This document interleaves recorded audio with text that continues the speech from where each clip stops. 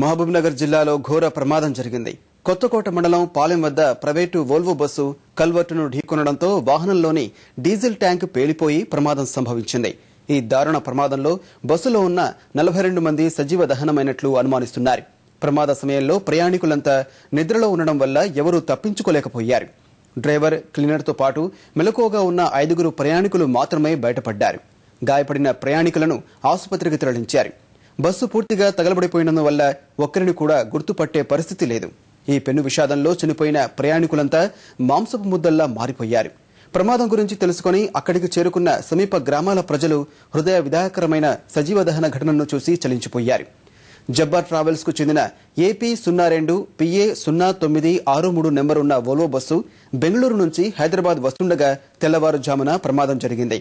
ఘోర ప్రమాదానికి bus driver నిర్లక్ష్యమే కారణమని పోలీసులు చెబుతున్నారు.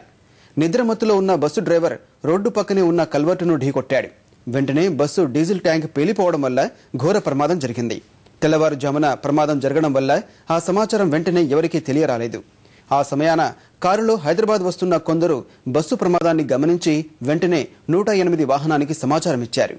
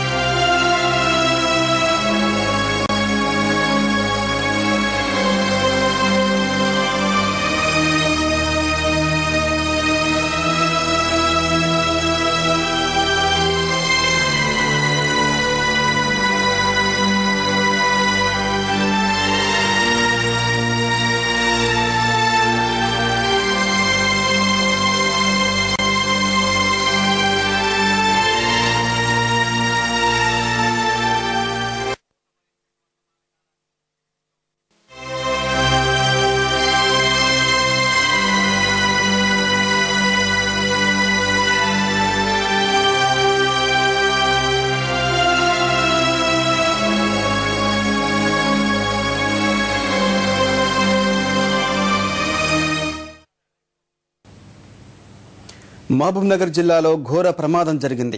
కొత్తకోట మండలం పాలెం వద్ద ప్రైవేటు వోల్వో బస్సు కల్వర్టును ఢీకొనడంతో వాహనంలోని డీజిల్ ట్యాంక్ పేలిపోయి ప్రమాదం సంభవించింది. ఈ దారుణ ప్రమాదంలో బస్సులో ఉన్న 42 మంది సజీవ దహనమైనట్లు అనుమానిస్తున్నారు. ప్రమాద సమయంలో ప్రయాణికులంతా నిద్రలో ఉండడం వల్ల ఎవరూ తప్పించుకోలేకపోయారు. డ్రైవర్, క్లీనర్తో పాటు మెలకువగా ఉన్న 5 ప్రయాణికులు మాత్రమే బయటపడ్డారు. గాయపడిన ప్రయాణికులను ఆసుపత్రికి తరలించారు. బస్సు పూర్తిగా తగలపడిపోవడం వల్ల ఒక్కరిని కూడా గుర్తుపట్టే పరిస్థితి లేదు. ఈ పెను విషాదంలో చనిపోయిన ప్రయాణికులంతా మాంసపు ముద్దల్లా మారిపోయారు. ప్రమాదం గురించి తెలుసుకుని అక్కడికి చేరుకున్న సమీప గ్రామాల ప్రజలు హృదయ విదారకరమైన సజీవ దహన ఘటనను చూసి చలించిపోయారు. జబ్బార్ ట్రావెల్స్ కు చెందిన ఏపీ 02 PA 0963 నెంబరు ఉన్న వోల్వో బస్సు బెంగళూరు నుంచి హైదరాబాద్ వస్తుండగా తెల్లవారుజామున ప్రమాదం జరిగింది. ఘోర ప్రమాదానికి బస్సు డ్రైవర్ నిర్లక్ష్యమే కారణమని పోలీసులు చెబుతున్నారు. నిద్రమత్తులో ఉన్న బస్సు డ్రైవర్ రోడ్డు పక్కనే ఉన్న కల్వర్టును ఢీకొట్టాడు. వెంటనే బస్సు డీజిల్ ట్యాంక్ పేలిపోవడం వల్ల ఘోర ప్రమాదం జరిగింది. తెల్లవారుజామున ప్రమాదం జరగడం వల్ల ఆ సమాచారం వెంటనే ఎవరికీ తెలియరాలేదు. ఆ సమయాన కారులో హైదరాబాద్ వస్తున్న కొందరు బస్సు ప్రమాదాన్ని గమనించి వెంటనే 108 వాహనానికి సమాచారం ఇచ్చారు.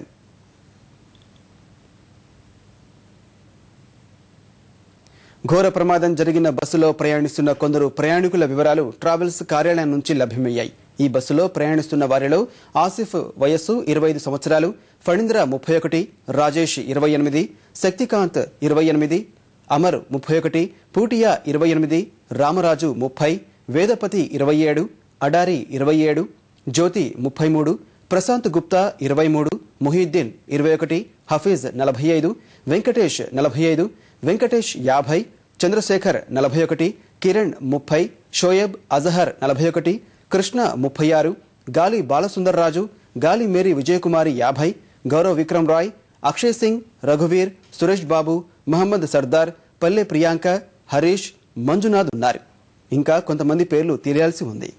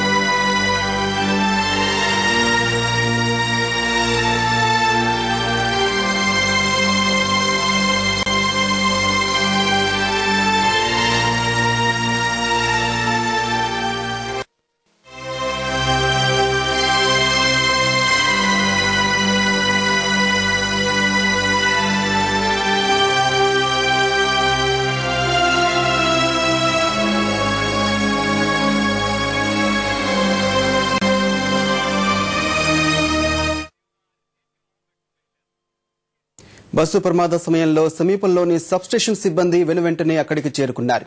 ఆ సమాచారాన్ని పోలీసులకు అందించారు. ఆ వివరాలు ఇప్పుడు చూద్దాం. 5 గంటల ప్రాంతంలో మేము చూసే వరకు డమ్మున సౌండ్ వచ్చింది. ఆ సౌండ్ వచ్చే వరకు మేము అక్కడ చూసే వరకు మంటలు ఈడ గుద్దుకున్న వెంబడే మంటలు వచ్చేసినాయి. అక్కడ పోయి మంటలు చూసే వరకు ఒకటేసారి ఏకదమైన మంటలు పెద్దగా వచ్చేసినాయి. పెద్దగా వచ్చేసే వరకు అరే అని చెప్పి చూసే వరకు ఒక 5 నిమిషాల్లో మొత్తం కేకలు వినిపించినాయి. లోపలికి వెళ్ళి ఆడవాళ్ళు మొత్తం సౌండ్ వినిపించింది. ఆ పబ్లిక్ ని చూసే వరకు మాకు వెంబడే స్పాట్ లో ఎస్ఐ గారి నంబర్ నాకు నోటెడ్ ఉంది. నెంబర్ తో ఫోన్ చేసిన ఎస్ఐ స్పాట్ లోకి వచ్చేసింది. అంటే ఇప్పుడు దీంట్లో మహిళలు గాని పిల్లలు గాని ఎవరైనా ఆర్తనాదాలు వినిపించినప్పుడు మీకు దాంట్లో ఎంతమంది ఉన్నారని ఒక అంచనా వచ్చి ఉంటారు మీరు? అంచనా అంటే మాకు అంత అంచనా వేయలేము కానీ సుమారుగా ఒక 40 మంది 45 మంది ఉన్నారని చెప్పి సిఐ గారు వెనకసిరి చెప్పిన మాట ఇది. మేము చూసినప్పుడైతే మొత్తం సౌండ్ వినపడింది. మొత్తం ఒకేసారి అబ్బరిచ్చిండ్రు, సౌండ్ అల్లరి చేసిండ్రు, ఏడ్చిండ్రు. ఆడవాళ్ళు మగవాళ్ళు అందరూ ఒకసారి ఒకతోనికి వచ్చి అబ్బరించే వరకు మేమందరం 4 మందిని చూసినాం. అక్కడ ఈ ఘటన ఎన్ని గంటలకు జరిగింది? మీరు ఎన్ని గంటలకు గుర్తించారు? పోలీసులకు ఎప్పుడు సమాచారం ఇచ్చారు? 5 గంటల ప్రాంతంలో 5 నిమిషాల్లోనే ఎస్ఐకి ఫోన్ చేసిన నేను. పోలీస్ స్టేషన్ ఫోన్ చేసే వరకు ఎస్ఐ 10 నిమిషాల్లో వచ్చేసిండు. 5:10కి ఇక్కడ ఉన్నాడు ఎస్ఐ గారు. పూర్తిగా అంటే ఎన్ని నిమిషాల్లో పూర్తిగా కాలిపోయింది అంటారు? ఇప్పుడు ప్రమాదం జరిగిన వెంటనే ఎన్ని నిమిషాల్లో పూర్తిగా బస్సు దగ్ధమైపోయింది? 20 నిమిషాల లోపల పూర్తిగా మొత్తం మంటలు పెద్దగా వచ్చేసి అంటుకుపోయింది. ఏకదమ్న అది దానికి అవకాశమే లేదు, ఆర్పనికి అవకాశమే దొరకకుండా అంటుకుపోయింది.